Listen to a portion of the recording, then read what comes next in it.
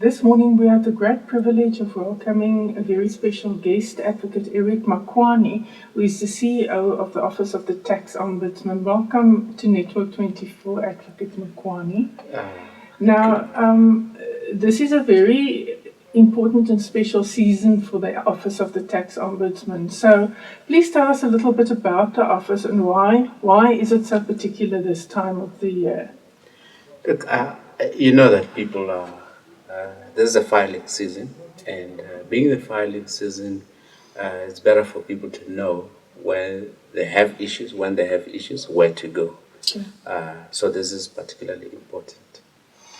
And also, just to add to that, the office is new, particularly new. So this is like 2 years since it was launched.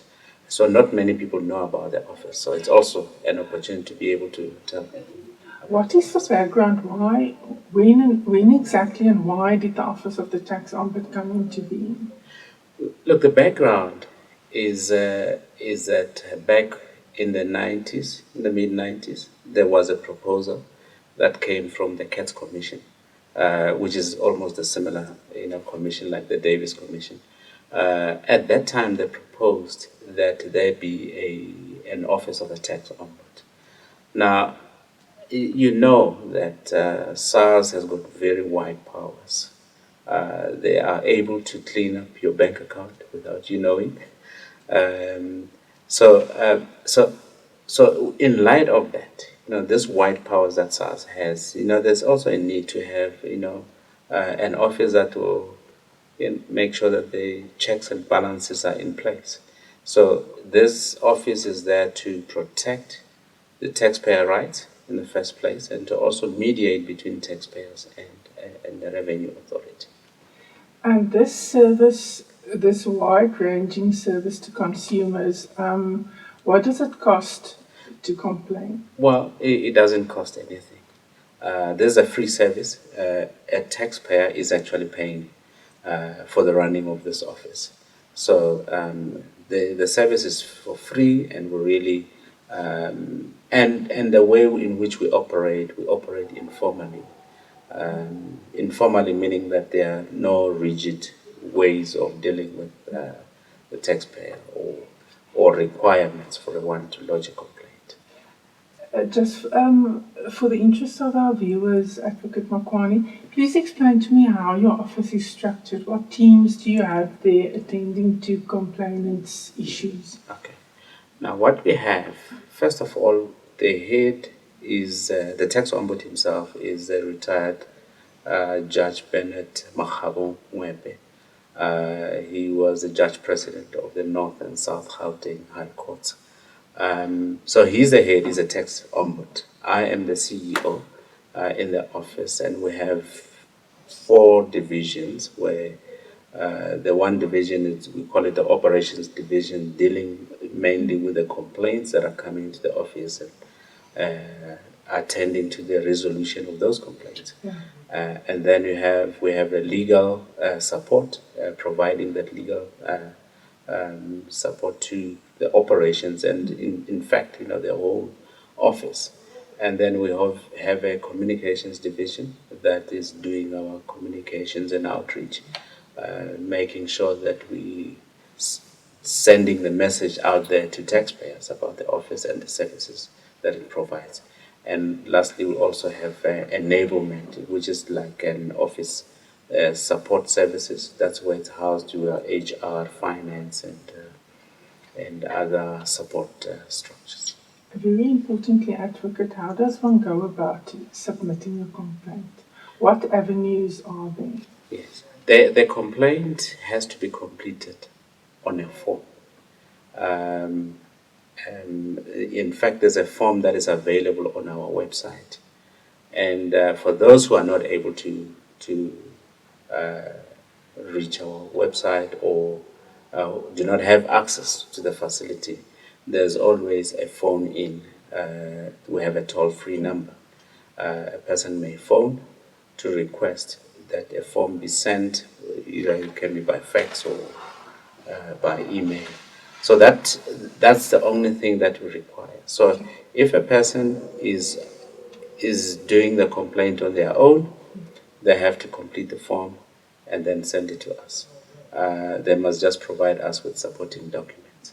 Now, if they're using the services of a representative, it may be a tax practitioner, an accountant, whoever, or a lawyer, then we require a power of attorney, just so that we know that this person is acting on behalf of the taxpayer. You know the confidentiality clauses within the legislation.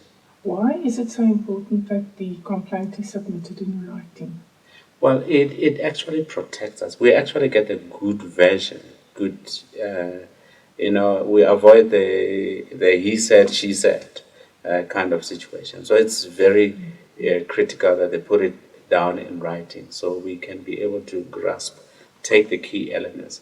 The form itself is designed in such a way that it will extract important information from the taxpayer in relation to the complaint. In terms of timing, the timeline from the submission to the resolution of the complaint, how long does the average complaint take? Look, it takes, we have a target date of 15 working days. Now, that's a date that we had to come up with ourselves. The idea is that by the time a taxpayer comes to us, they're usually frustrated because they would have been through SARS processes and they would have been dealing with a matter maybe over a longer period. So we say 15 working days. Some matters get resolved maybe within 3-4 days. Some matters may take longer than 15 working days, but in such cases we have to communicate with the taxpayer and inform the taxpayer that it is a matter that takes longer. Yeah. And such kind of matters, some of them, it's because of the nature of the complexity of the matter that makes it to take a bit longer. Another important point for viewers to be aware of is the procedure. Yes. In other words, if you have a problem with SARS, you don't come directly to the Ombudsman. Could you just explain where do they have to go before they come to the tax ombud? And should the tax ombud not resolve the issue, where can they go from there? Okay. Now, the Act requires that a person must raise the issue first with SARS. So they must exhaust the SARS internal complaints resolution mechanism. So what happens then is if a person has an issue, they must first call SARS and give SARS an opportunity. Obviously in most instances, it's 21 days after the call if they haven't resolved. Then also in SARS, a person must lodge a complaint if the one part has not resolved the matter. And this is very critical because most of the complaints that come, some people come bypassing this process, and it ends up being a problem. So they have to say to SARS, I'm lodging a complaint within SARS. That is the last leg of the complaints process within SARS. So if once they lodge that complaint, if it's not resolved within 21 days, then they are welcomed to come to us. But the law has made a provision for those who are experiencing undue hardship, for example, difficulties, that under those circumstances, a person may approach our offices directly without having to raise it with SARS. But they have to indicate what the compelling circumstances are. So they have to provide They proof have to, of that. they have to indicate, they may just spell it out in the form that, for example, I'll give an example. If you talk about a small business that's owed a refund by SARS, it may be 20,000, but to a small business, it may be a lot of money. And it may mean life and death of that business. So then you can't expect that business to wait 21 days and a further 21 days before they can come to us. So under those circumstances, they need to indicate, I'm faced with these challenges, and that's why I'm coming to you directly. And the second part being, okay, once we receive that complaint, we will investigate and make recommendations to SARS on how to resolve the issue. Now, if a person is unhappy with the way we've dealt with the matter or the resolution that came out of that, then they are open. It's open for them to use any other forum. I mean, any other forum may mean the court, it may mean the public protector, whatever may be available under those circumstances. Advocate Mkhawane, I believe you have booklets in all 11 languages setting out the mandate, the vision, the mission, everything basically that taxpayers need to know about the Office of the Tax Ombudsman.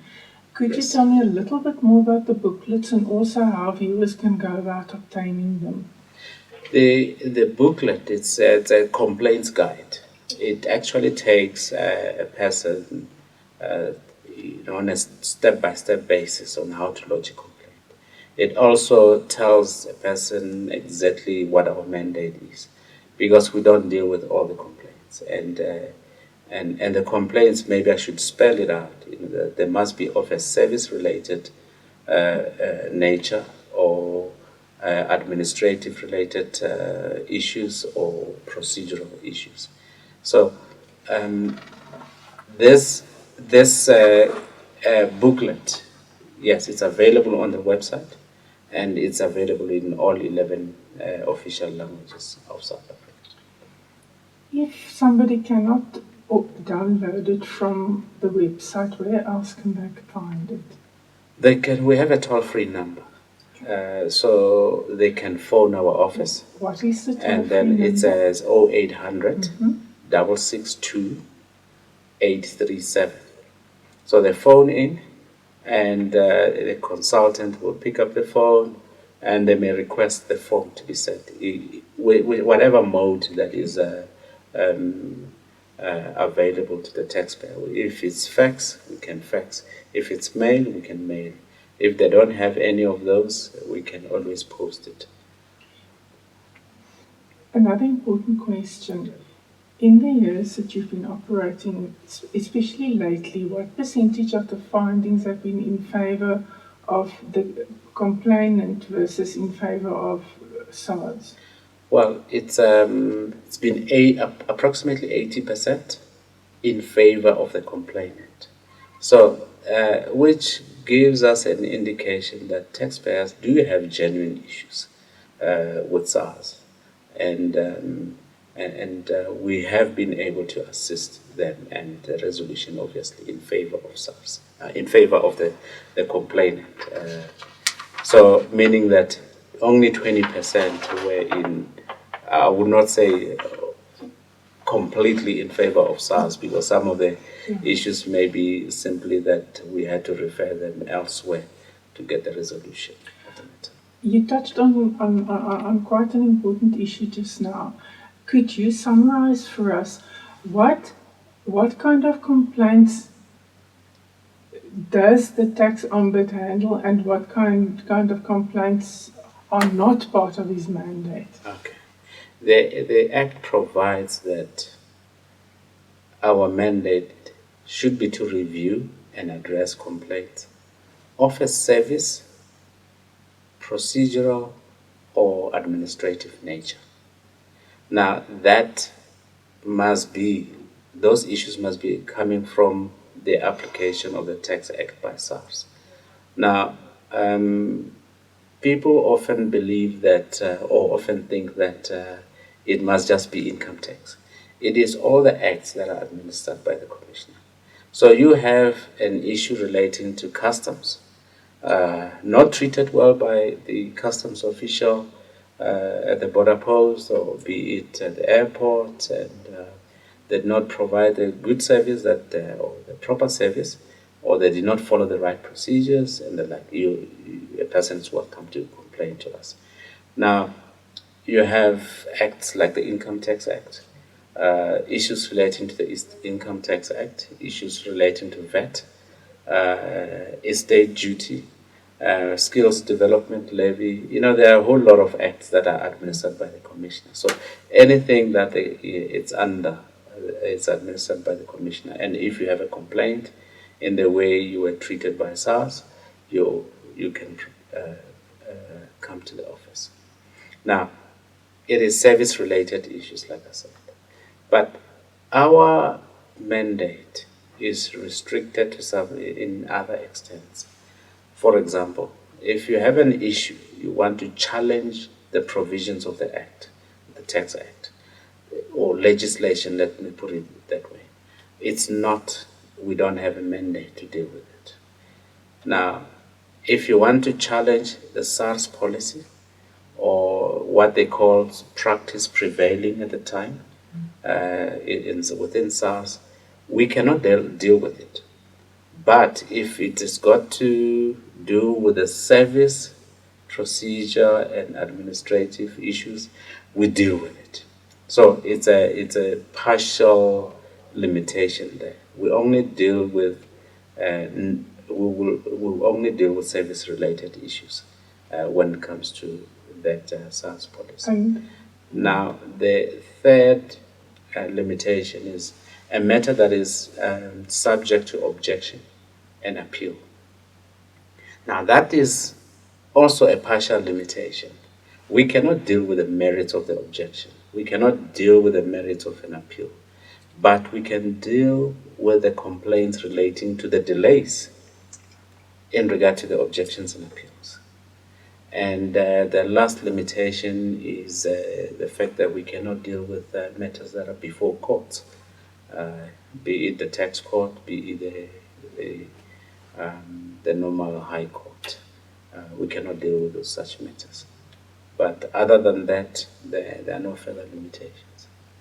And outside of those limitations, you're finding 80% in favor of the complainant, which is a fantastic achievement. That is correct. Thank you very much for your time. It has been great talking to you, Advocate. Thank you for having us, and thanks to the viewers as well.